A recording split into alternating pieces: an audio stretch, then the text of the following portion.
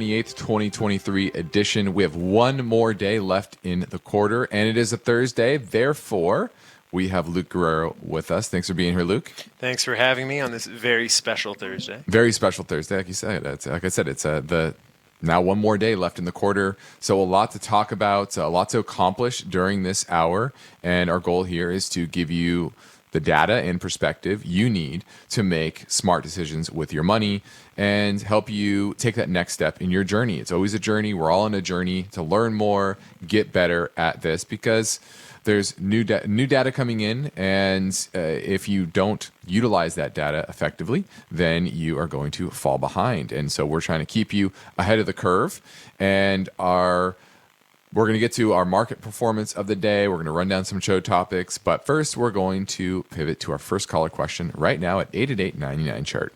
Hey, Stephen Justin. My name is Andy from Florida. I would like to get your take on Chewy, CHWY. I do own them at a little higher prices than where it is now. I know it's been on a downtrend.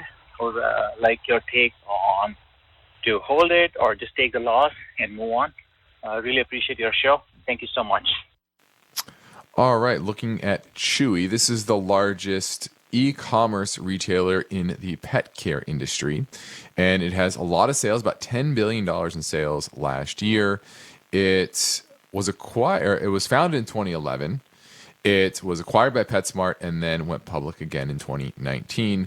And this is down huge from its high. Let's see, where did it peak out at? About $120 per share. Now we're at $18 per share, so down 90%. And this is one of those growth names that everyone kind of fell in love with the potential growth of e-commerce and the fact that people are pretty sticky when it comes to buying pet food and pet supplies. And Chewy was good at getting new customers, but they weren't great at making it super profitable. Now, the good thing is now they are profitable after many years of losing money. And probably a lot of that is the fact that they just had to. They couldn't just continue to issue more and more shares. But I think that serial issuing of shares throughout the years and burning capital is kind of coming back to bite them. And they still continue to issue shares, just maybe not at the same pace as they were before. So that's your issue here. Luke, do you think that $19 is cheap enough at this price? You know, I am seeing some improvement in terms of cash flow, which is certainly a good sign. But for me, this is still one of those companies that's a falling knife. It is positive, but it looks like they could have some earnings shrinkage over the next 6 quarters. It's not a point at which I would buy this name, and I might even consider taking the loss. Yeah, the only thing that makes me say, you know, you might be capitulating with everybody else is if you look at the volume this month, it has been extremely high almost every single day. And I would say extremely high, but above average every single day. And there's already this month, let me go to a monthly chart, you're approaching the highest level of volume ever in one particular month. And I guess we have one more trading day tomorrow. But that's kind of telling me, at least near term, that capitulation is there. Maybe this is an institution that's dumping shares. I'm not sure, but it's been very consistent throughout this entire month. You had a nice update today on good volume. And so technically, I think it's actually improving. If you look at the free cash flow too, it's now pretty positive. It's $339 million, an all-time high in the trailing 12 months on a market cap of only $7.8 billion. That's a free cash flow yield somewhere around the 4% range. That's pretty good. I wouldn't say it's a screaming buy or anything like that. They don't have any debt in their balance sheet, but that's because there's serial issues of shares. So from a technical perspective, I do think there's probably a near-term bounce because of that capitulation. But long term, I still don't think it's at a price that makes me get excited about the name. This probably needs to be in the single digits for me to say, okay, it's cheap and worth the price you're paying for it. So I would probably wait for a bounce and sell into that strength. I agree. This is part of the market that typically does not do well in the long term, which is those small, growthy names that are just low profitability. Yeah, like you said, low prof is not where you want to be in this market. All right, now we have a lot of ground to cover in the next 45 minutes. And time permitting, we're going to focus on the main focus point, which is buying or renting. What is the best option in today's market. We're going to look at 50 different U.S. metros and how many of them does it make sense to buy versus rent.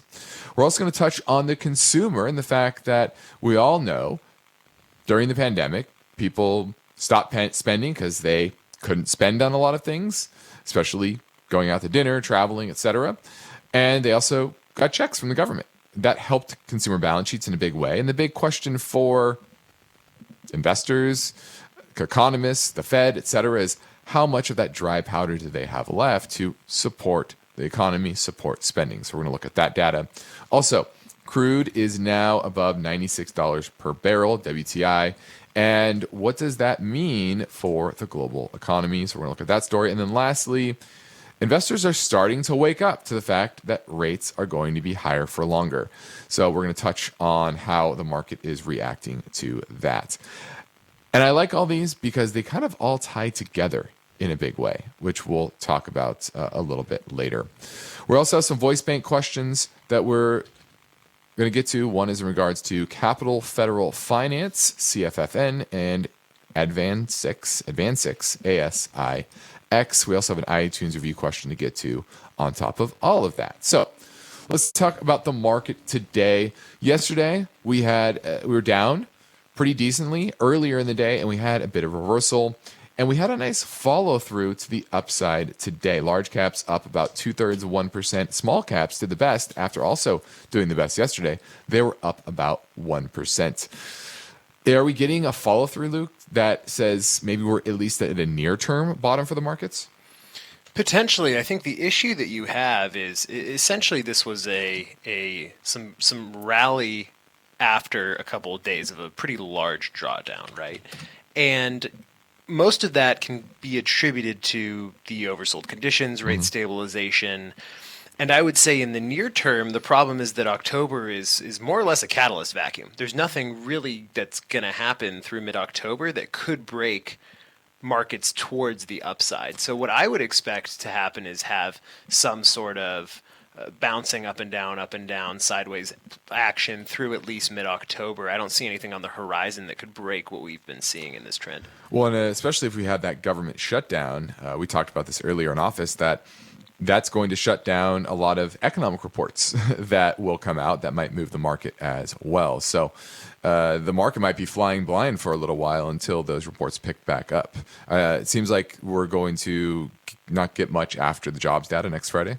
Yeah, that's correct. So most people don't realize when the government shuts down, it's not just federal employees that are furloughed, but for financial markets, all the data that they rely on regarding retail sales or CPI, something we all talk about month after month in this inflationary environment, none of that can happen. So not only are markets going to be flying blind if the shutdown is prolonged and federal employees aren't going to be paid, the Fed is also going to be flying blind in their rate decision in November. So hopefully that's brief, and I think that would be best for everybody. Yeah, and it looks like the market, like I said, did get some follow through. I could easily see the market getting an oversold bounce here, and it'll be interesting to see how much legs that gets, because what the big tell will be, can we get above kind of the pre-Fed announcement levels on the markets? We've had a big leg lower since then. I won't say big, for a modest leg lower. A lot of people would consider it big. We're down 5% or so from those levels. Nothing crazy, but that'll be an interesting tell to see. Okay, are we just getting this oversold bounce and then we roll back over into the holiday season, or with volume so high over the past couple of days, is that marking a near-term low? Well, here's the problem. Sometimes being oversold can lead to being more oversold. Yeah, exactly. And those bounces are just that. They're just bounces. All right, now we're going to a break, but let us remind you of our new InvestTalk Classroom series, which you can find right now over on our YouTube channel. Episode 8 is titled How to Gauge the U.S. Economy. We talk about how to not follow the headlines and focus on various indicators that will tell you about where the economy is going so that you can invest through the windshield, not the rearview mirror. So learn more about how to gauge the U.S. economy by heading over to YouTube and searching InvestTalk Classroom. Now, our phone lines are open, waiting for your questions at 888-99-CHART. When listener questions are played on the InvestTalk podcast, how do you guys determine a value stock. The caller voices are amplified many thousands of times. Just wanted to get your opinion on JP Morgan and BAC. How do you see this looking forward? I'm 25 years old and have a question about retirement funds. And the unbiased answers from Justin Klein. That's why it's trading so cheap, because there's a lot of regulatory risk. And Steve Peasley. I kind of like it here. If I was going to buy Tyson Foods, this is where I'd buy it. Benefit the entire InvestTalk community. Thank you for what you guys do. That's why 24/7, rain or shine, no matter how simple or how complex, your questions make a difference. Symbol BKE. What's your outlook? And InvestTalk is made better by the power of you. So don't forget to call 888-99-CHART.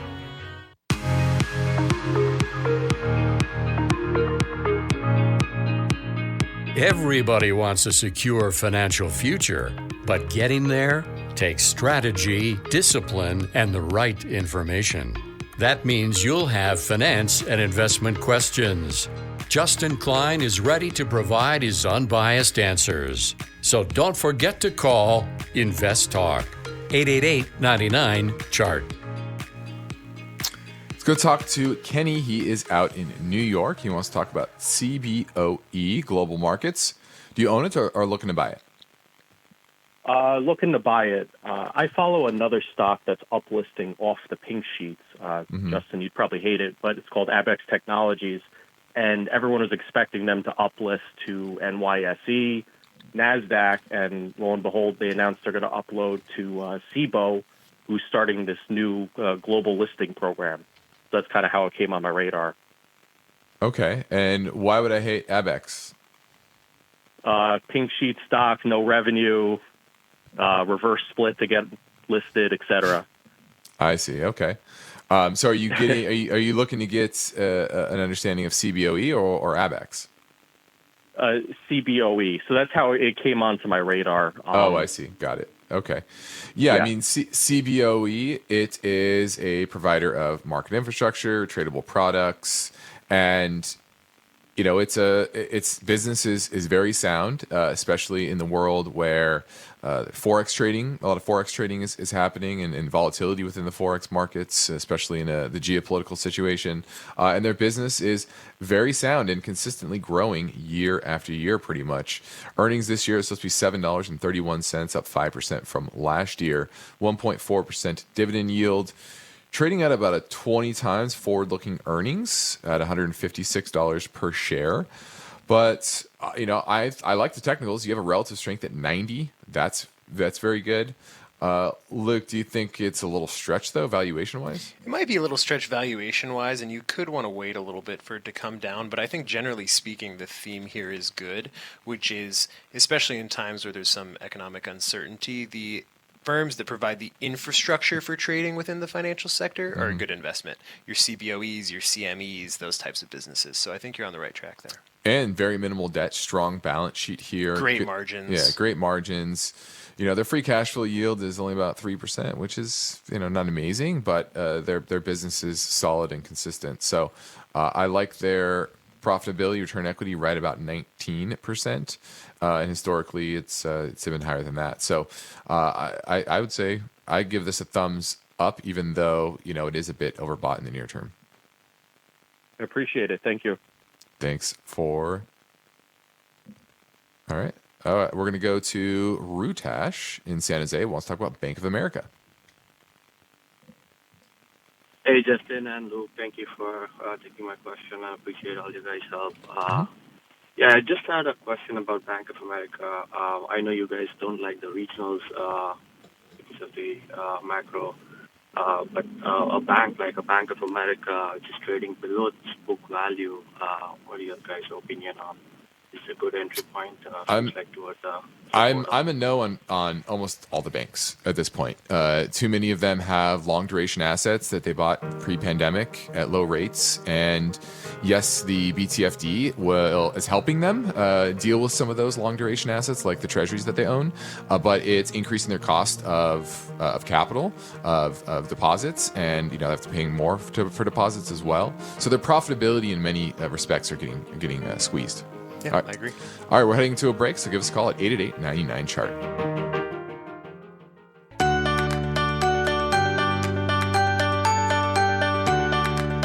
One of the most rewarding things I do each weekday is host the InvestTalk podcast. I truly enjoy helping investors, and I know that every question counts and every answer I provide will be unbiased. You, the caller, get to chart the course for each InvestTalk podcast. Call with your questions anytime, day or night, 888-99-CHART. All right, now our focus point today looks in the story behind this question. Which is the best option in 2023, buying or renting? And what's interesting about the new data is that affordability continues to plumb to new lows in the housing market pretty much across the country. In only 3 of the 50 metro areas, does it now make more sense to buy than rent? Or is it cheaper, at least? Let's just say that. Cheaper to rent than buy. Cheaper to buy than rent. What am I trying to say? In only 3 of the 50 metro areas, is it cheaper to buy than rent? There we go. That's what I was trying to say. Now, renting has become a bit more attractive. It's a little cheaper. In August, down 0.5% year over year. So at least rents have stopped growing. And I do think that is going to get worse here because we are at a record number of multifamily units being built today in history. So there's a lot of new supply that's going to come on market in the rental market. And whereas in the existing home market, new supply is not coming on board. It's very minor coming from those new home builders for the most part. You're actually seeing existing home supply decline year over year. I tend to agree with you, but I would say that effect may be localized. And I think that it is. It is very, I'm talking about generally. Yes. True. After the pandemic, right, you have people that don't have to be concentrated in large metro areas. So myself living in downtown Los Angeles, we've seen a pretty large decrease in rents year over year. So we love the place, myself and my girlfriend, where we live, but we still want to look for other locations just because the opportunities to rent for better places at cheaper are out there, especially in cities where people may have left because now they can work remotely. Yeah. And if you think of what we talk about a lot on the show is long duration assets versus short duration assets, a home and locking yourself into a mortgage is a long duration asset. Whereas a 12-month lease or 15-month lease, whatever you sign, that's a short duration asset. So things can move and you can take advantage of those lower prices for renting. And I think it still makes a lot of sense in this market to be very patient. And this is what I tell clients all the time. When they call me, they ask me, should I buy, should I rent? I say, if it checks all the boxes and you know you can afford it and you have very high confidence in your job and it is a place that you know 5 years from now, 7 years from now, 10 years from now, you're very happy being there, then go for it. But if you're, kind of wishy-washy on it, you don't want to wake up 2 years from now and say, you know what, I really don't like this place. The things that bothered me initially are now huge problems, and now I'm underwater. I think the problem is that the boomer generation purchased houses and saw that, quote, air quote, investment grow to a ridiculous degree in their lifetimes. And so for a lot of people that are looking to enter the housing market, they think of buying a house as an investment first and not a place to live. And I think you should think of it as a place to live because what happened over the past... The utility of it. Exactly. What happened over the past 50 years in the housing market isn't something that is normal. And it's not going to happen again. Correct. You're not going to get mortgage rates to drop 1,700 basis points. Correct. Right? From 20% all the way to 3%. Absolutely. When my parents were looking for houses, they could save up for a year and then have that pay for more than the down payment on a house. Because if you looked at the monthly cost of a house relative to the median income, it was reasonable. That's not the case anymore. Yeah. So I do agree with you. Unless it is a place that you love and it checks all the boxes, don't do it. And also be aware of what the cost of ownership really means. Yeah, it's not just the mortgage, it's all the other things. My toilet breaks, I call someone to fix it from the building. If someone else's does who owns a home, they got to do it themselves. Yeah, or call somebody. Now, in 47 of the 50 largest U.S. metro areas, the average monthly cost of buying a starter home, it's a starter home, in August was $2,959, 64% higher than the cost of renting. That's $1,776. And the area where it rose, the unaffordability rose the most, Austin, Texas. It went, a starter home there now costs $3,946, 136% more than the monthly rent at $2,276. So that's probably the worst place to be buying. It would be Austin, Texas. Then you add kind of the demographics of the tech industry. And San Jose was second on that list.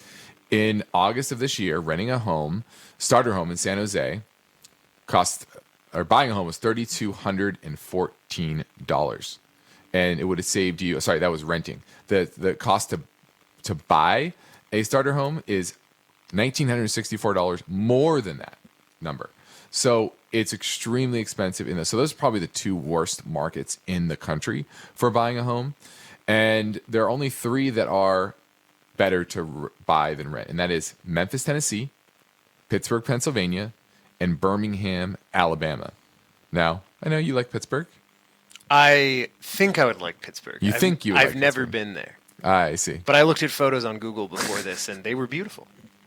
I have a very good friend who's from Pittsburgh, so he loves it. And he doesn't live there anymore, though. He lives in Columbus, Ohio. But you know, those are the three metro markets that it does make sense. And so if you're trying to answer that question, which is it better to buy or rent right now? I would say rent, especially because rent inflation is now likely negative, especially if you look at kind of near-term statistics from Zillow and Redfin. Those are actually declining month over month. And so, yeah, be very patient in this market. All right, now in the next InvestTalk, we're looking at the story behind this question. A recession might be coming, and do you have a defensive strategy? Some analysts say that a recession is all but inevitable with the U.S. and investors should be playing defense in this kind of market. That story tomorrow, but for now, I'm Justin Klein with Luke Guerrero, and I'm ready to take your calls at 888-99-CHART.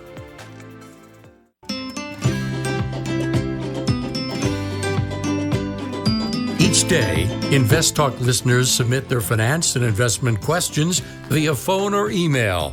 Would you like your question to be put near the top of the list? Just take a minute or two to leave a review and rating for InvestTalk at iTunes. And be sure to include a brief question with your iTunes review comments. Hi, this is Nick from Topeka, Kansas, a longtime listener. Well, I appreciate your show very much. I learn a lot from it. I was wondering if you gentlemen could comment on Capital Federal Savings, ticker symbol CFFN. They're located here in Topeka. Whether or not you think they are currently a buy, a sell, or a hold, what would be your recommendation on that? And then maybe comment a little bit about the regional banking sector as a whole. I think those would be very instructive for me. So thank you very much. All right, this is CFFN, Capital Federal Financial. And we said this about Bank of America, and it's, I would say, even worse for the smaller regional banks, is that the higher cost of deposits and the losses that they have on these longer-term assets like treasuries, like mortgage-backed securities, et cetera, that so many of them bought kind of during the pandemic and pre-pandemic, they are stuck with big losses, and they are struggling with profitability. Earnings last year were 62 cents, supposed to be 32 cents a share this year, 21 cents a share next year. I think we are entering a phase of consolidation within the banking industry, and it's the big boys are going to eat up these little guys, and most of them are probably going to be at fire sale prices or in receivership. And to me, based on the chart, with a relative strength of 10 and really plummeting, this looks to be headed more towards receivership. So in my mind, this is a clear sell. Yeah, I 100% agree. And I think you have to remember that in the wake of 2008, banks that were too big to fail became too bigger to fail, if you will, and then the other banks got ignored. So the problem within the regional banking system is the supervisory role of the Federal Reserve and of the banks within those specific Federal Reserve regions has pretty much broadly been ignoring a lot of these banks. So there can be systemic issues that we don't know about. Mm-hmm. So I 100% agree. I've said it a bunch right now. Banks, specifically regional banks, I would stay away. And don't focus on earnings with these banks. No. Because it's not about the quote-unquote earnings, the accounting metrics per se here. It's about the value of their underlying assets and the trajectory of their net interest margins going forward, which are becoming more and more negative. Correct. The core function of a bank is to hold deposits, try and earn money lending out those deposits. But when people come to get their deposits, you need to have the money for them. And for a lot of these banks, it's not certain that that's the case. Yeah, and this is what banks do. They borrow short, they lend long. Mm-hmm. But in this environment, it's expensive to borrow short, and they've already lent long at very cheap rates. So they can't increase that amount. And the yield curve is inverted. Yeah. And so it's not profitable in a lot of cases to even issue new loans. They have to do that at very exorbitant prices, and obviously the demand is not there. So just follow the chart here. It is atrocious and is a clear sell, and this bank is probably, once again, going into bankruptcy, receivership, acquisition at fire sale prices, whatever you want to call it. It's probably going to be lower than wherever it is now. All right, now people take the time to leave an InvestTalk podcast review on iTunes, but I could thank them for the courtesy by getting to their questions quickly. Don in Beirut says, Justin seems to think Keyence was a decent robotics play a while back. I've been watching it come down for the past few months. What would be a good entry point? Now, this is Keyence. This is one of the best industrial names in Japan. It's a Japanese company. Price has pulled back as of late. And they develop and sell factory automation sensors, machine vision systems, barcode readers, programmable logic controllers, laser markers, etc. Now, I think one of the issues here with their business near term is the fact that it's in Japan, so it's far away from where companies are reshoring manufacturing here to the U.S. And their business is just slowing in general. Let me look at their balance sheet. Do you see much about their balance sheet? What are you seeing over there, Luke? Well, it's difficult because it is a Japanese company from what I can see. I, for example, have no information on any of the debt load of the company. Yeah. It's just not provided. Yeah, it's always tough with these foreign names because it's not giving you, they don't have the same reporting requirements that the NYC, the NASDAQ does. So you're not getting the same data here. Now, technically, it's weak. I wouldn't be buying it right now. But this is a very good business long term. It's very profitable. But the trends right now are just too poor for me to get into it. Back down, let me pull up a longer term chart here if it wants to load. There we go. Back down around, I'm looking at a separate system. What level is this? 360? 360? That would be a level. That's at 377. That's not the level. I can't find the price because I can't pull it up on a different chart. Let me try something else. There we go. That worked. All right, that support level is down around 320. There we go. 320 is the next major support level. All right, now let's make it 2 reviews in a row. Zach from Minnesota says, I've owned BWMX for a couple months now. I want to hear your opinion on it. I've been trying to get more exposure to Mexico. BWMX. Now, I first will say I like that last comment. Getting more exposure to Mexico. I think Mexico is set up for an economic boom over the next decade plus due to reshoring or reshoring manufacturing here to North America. Their labor costs are very cheap, and they have good demographics. In many instances, their labor costs are lower than in China. And so it just takes a level of investment to create the infrastructure that you have in China, which is difficult, but I think it will happen. But so I like the investment in Mexico. Now, what this company does, it sells homeware and house care cleaning products. It's called Betterware de Mexico. $600 million market cap, so very small, but the trends in the stock is very good. 98 relative strength rating. It's starting to pull back a bit. What do you see on the value there, Luke? I see that its price to book is a little bit inflated relative to its peers. It's trading at an 8. But its margins look pretty good. Its gross margin is 67%. Its long-term debt to equity looks fine. Looks like a fine company to me. My only comment is if you're trying to get some exposure to Mexico, I would tend to maybe stay away from Mexican small cap companies in this environment. You said 600 million market cap? Yeah.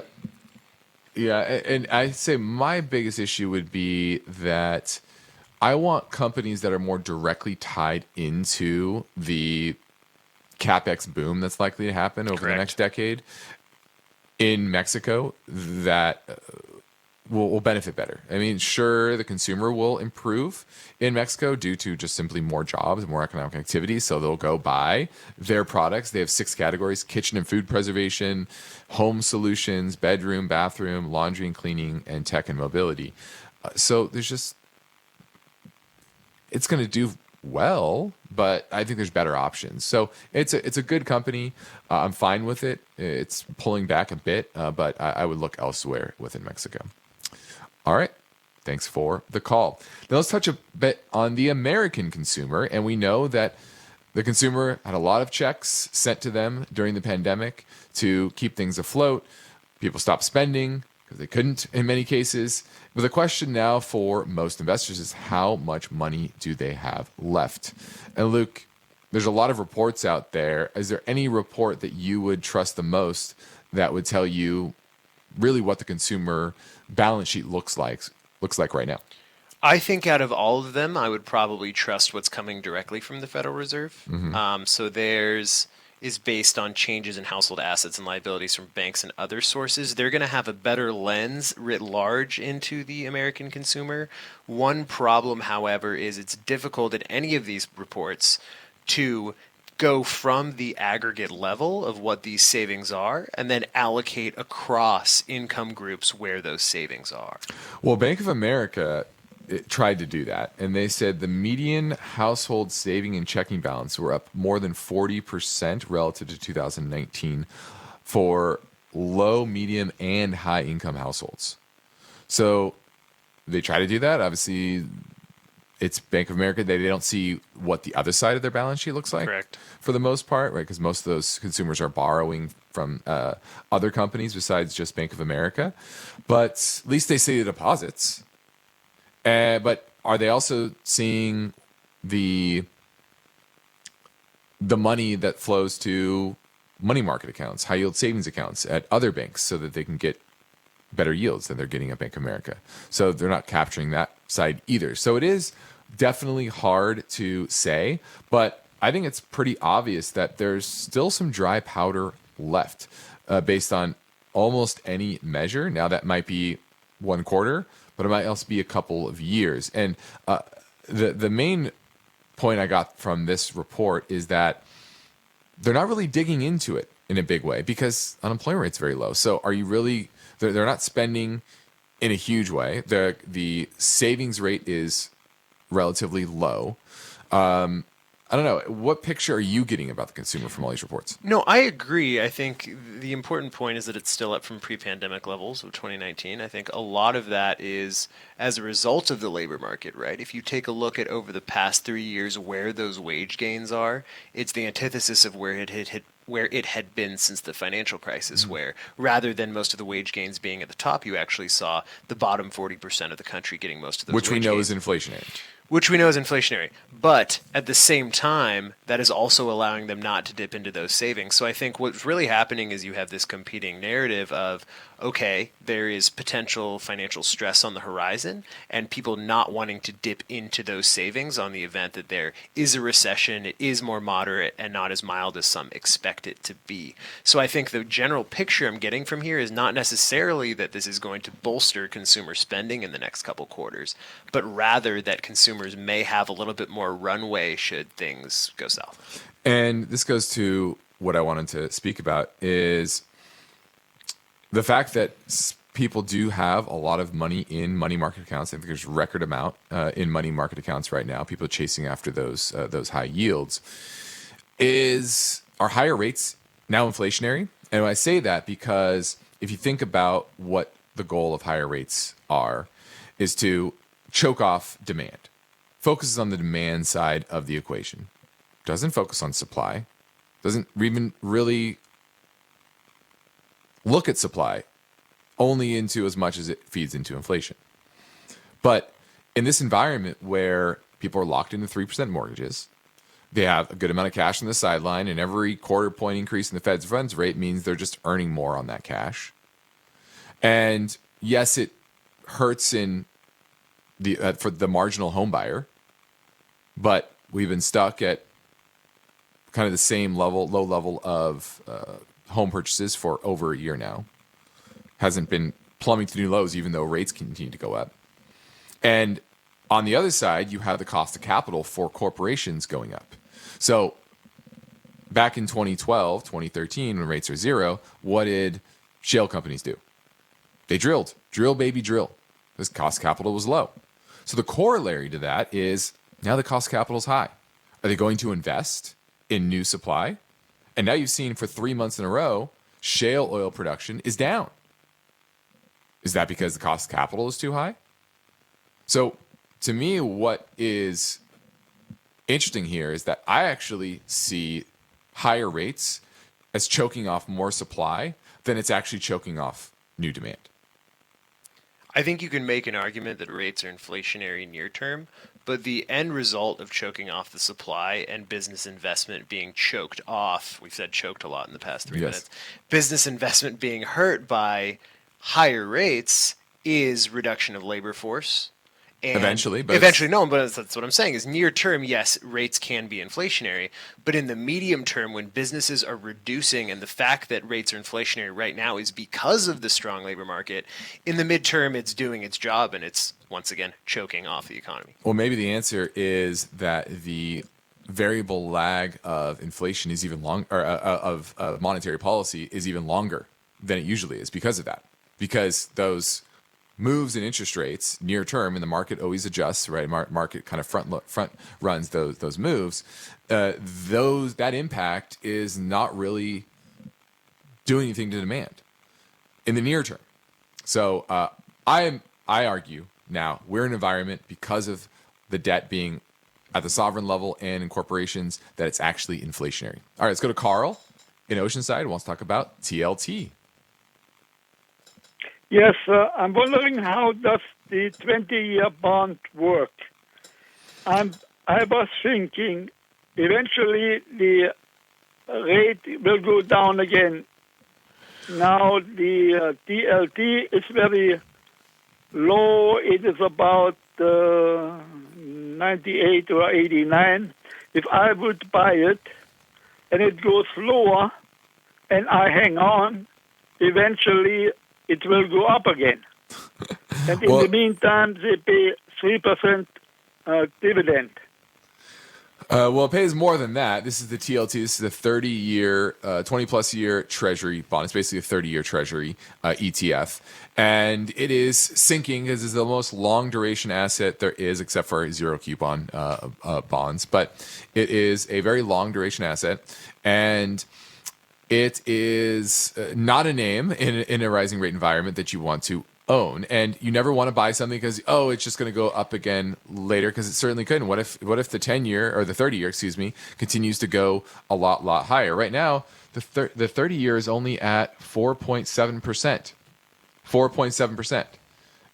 If you go back, zoom back out, the 30-year was a high, let's see, 1995 when they issued it, it was around 8%. So who says that the 30-year can't go to 8%? Yeah, bond yields and the dollar are just in a resilient uptrend. Until that turns around, you should not be buying this. Exactly. Stay away from TLT. All right, this is InvestTalk. I'm Justin Klein with Luke Guerrero, and we are here to help you achieve your own version of financial freedom. And our work continues after this final break. So get your questions in now at 888-99-CHART.